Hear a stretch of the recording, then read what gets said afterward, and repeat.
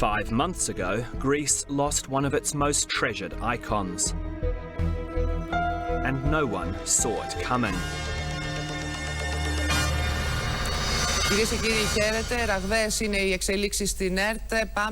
The drama unfolded on June the 11th. Staff at the Hellenic Broadcasting Corporation, or ERT, gathered to watch a pre-recorded announcement by government spokesman Simos Kedikoglou. Σε μια περίοδο που ο ελληνικός λαός υφίσταται θυσίες, δεν υπάρχουν περιθώρια για καθυστερήσεις ή για δισταγμούς. Όπως δεν υπάρχουν περιθώρια ανοχής για ιερές αγελάδες που παραμένουν άθικτες όταν επιβάλλονται περικοπές παντού. Όταν συλλογιστήρια που δεν επικοινωνούν... The government accused ERT of being wasteful, extravagant, inefficient and unpopular. Αυτά όλα τελειώνουν σήμερα και τελειώνουν οριστικά. Η κυβέρνηση αποφάσισε να κλείσει την ΕΡΤ. Shocked and outraged, crowds of people flocked to ERT headquarters in northern Athens.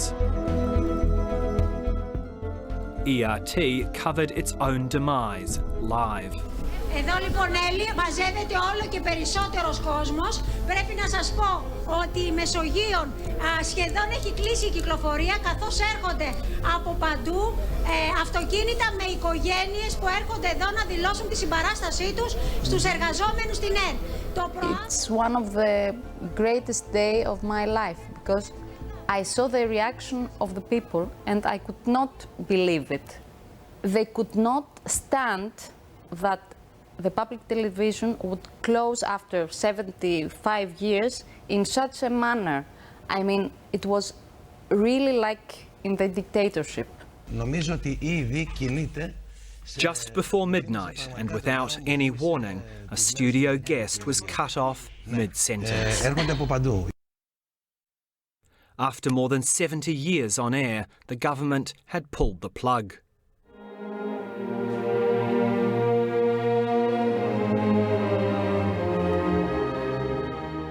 For the ERT orchestra, rehearsing for its final public concert, the loss was overwhelming. 3 television channels, more than 24 radio stations, a choir and 2 orchestras had been axed, along with the 2,600 staff who worked there. That number is significant. The government had been under enormous pressure from Greece's lenders, the so-called Troika, to reform the public sector by cutting 2,000 jobs. Troika had just demanded a sacrifice, and the government may consider ERT as the perfect victim, so everyone could just shut up and accept that. But the government failed to anticipate the wave of support for ERT after the shutdown.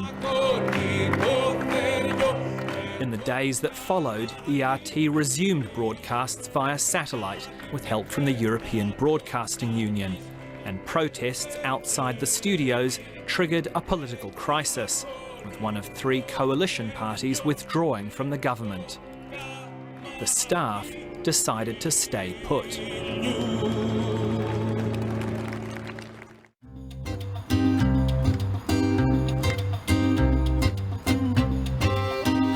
Almost 5 months later, they're still here, defying the government. Some 200 journalists, technicians and administrators, producing daily programs for radio and television online. Why are you still here, almost 5 months later? We are here because they have really raped us.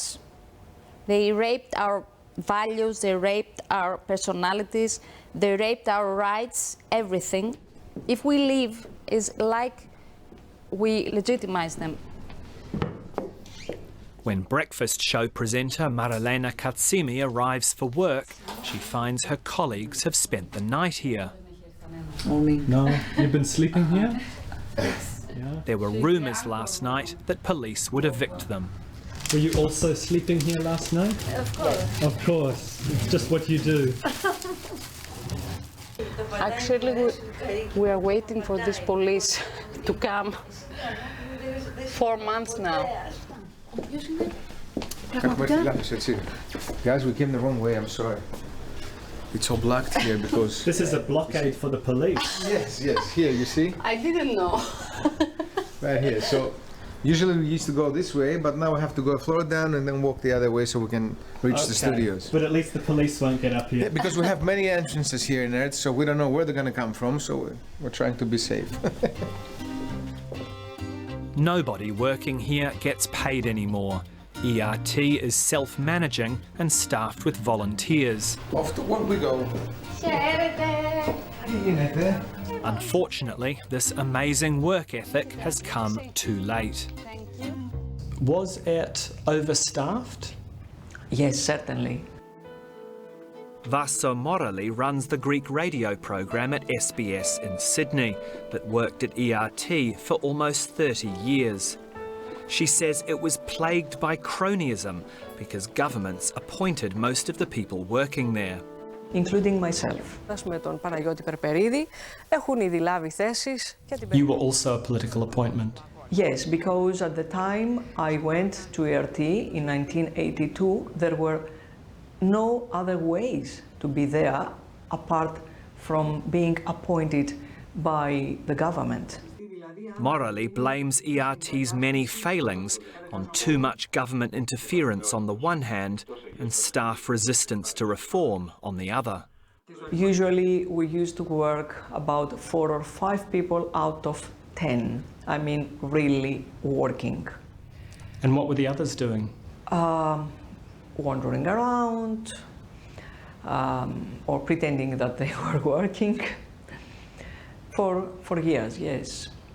Tell me how you felt as a former journalist yourself when your government announced that it was shutting down the public broadcaster.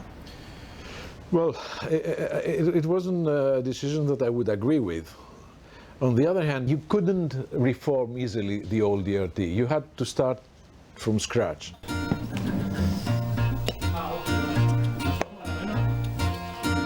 It's hard to start from scratch when there are ERT workers who refuse to leave. So this is our studio, one of the best, maybe the best in Greece, isn't it? And now it's being illegally occupied. Legally.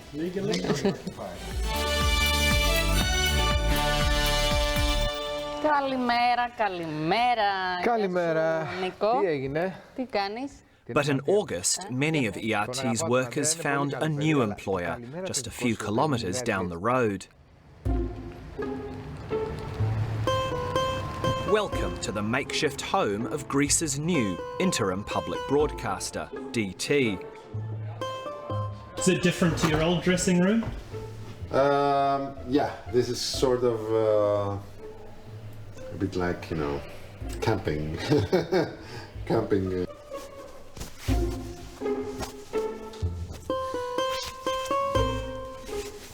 Prokopis Doukas, who presents the evening news bulletin here, says they're hamstrung by a lack of resources, thanks to the squatters down the road. DT was only rushed to air after a court ruled that Greece had to have a working public broadcaster. We don't have enough editing rooms, we don't have enough technicians, we don't have enough PCs, we don't have enough space. You need the facilities back. Yeah. But nobody wants to give them back. Doukas condemns the closure of ERT, but he's clearly frustrated that his former colleagues are still there. Actually, they are not accepting the wrong decision made by a democratic government.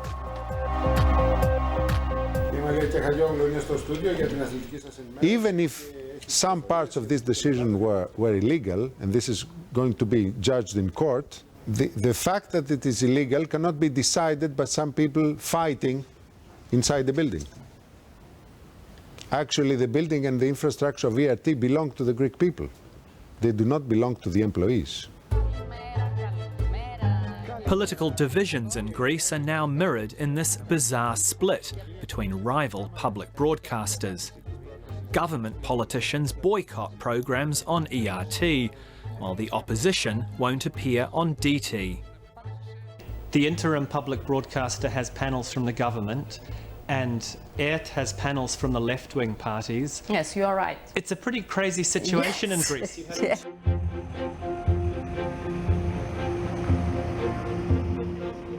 On one level, workers here know their struggle is doomed, but they're strangely optimistic. I have this one too. This is the other. You're doing all of this? Yes. It's a magic finger. Yes, the magic finger. The women controlling the boom gates used to play viola and flute in the ERT orchestra. They're here unpaid every day. I am not afraid to support my rights. Yes. We will. Yes, I feel very good about that. And these security guards used to be sound engineers. I'm every night here. Every night? Yep. It's fun. It's like a small village that we care so much about. We are not so many as we were, but we continue. We feel great. You can see most people here have a bright light inside, I can say. They smile. I don't think many people today in Athens or all over the country can smile. We smile because we fight for the right. That's what we feel.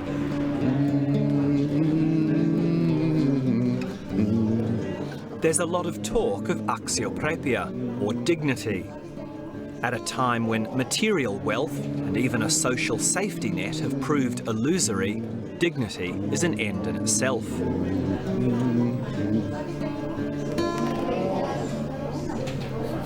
How do you feel about the fact that they're still there after almost 5 months?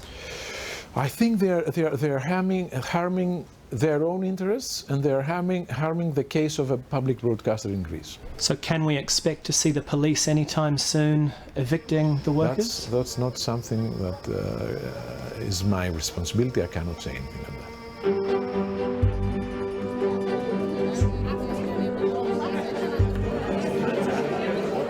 Anxious for answers, union representatives have just met with the Deputy Minister. Δεν υπάρχουν μάλλον. Δεν υπάρχουν, αλλά εγώ αν θέλετε μακάρι να έρθουν να μάθουν. Γιατί άμα δεν έρθουν να μάθουν. Talks have reached a dead end. Κάθετε έτσι, βάλτε τα χέρια και λέει το καλύτερο που έχετε να κάνετε και το μόνο που έχετε να κάνετε είναι να σηκωθείτε να φύγετε από το ραδιομέγαρο. Και αυτά που μου... σχεδόν το καλημέρα. Και αυτά που μου έχετε πει μου τα έχετε ξαναπεί. Περάστε έξω. Are you prepared for that? Are you prepared for the fact that you may be arrested? Yes, of course.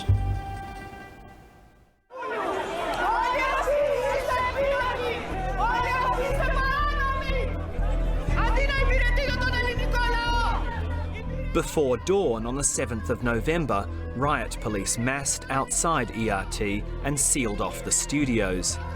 The end came swiftly. Μάλιστα, μας εκενώνουνε. Μόλις ακούω ότι μάλλον δόθηκε εντολή να σταματήσω να μιλάω. On air was Nikos Tsimpidas, who I'd filmed just the week before. This was the last broadcast from the ERT studios.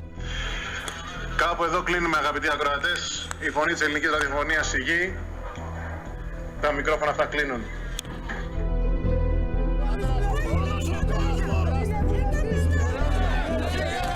There were no arrests. After all the suspense, the end came as an anticlimax.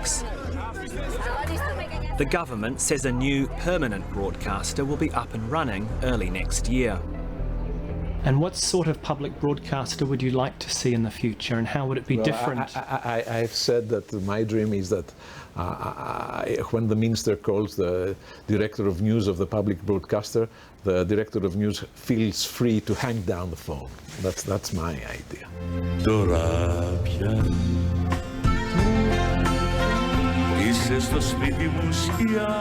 For more than 70 years, ERT reflected both the best and worst of Greek society.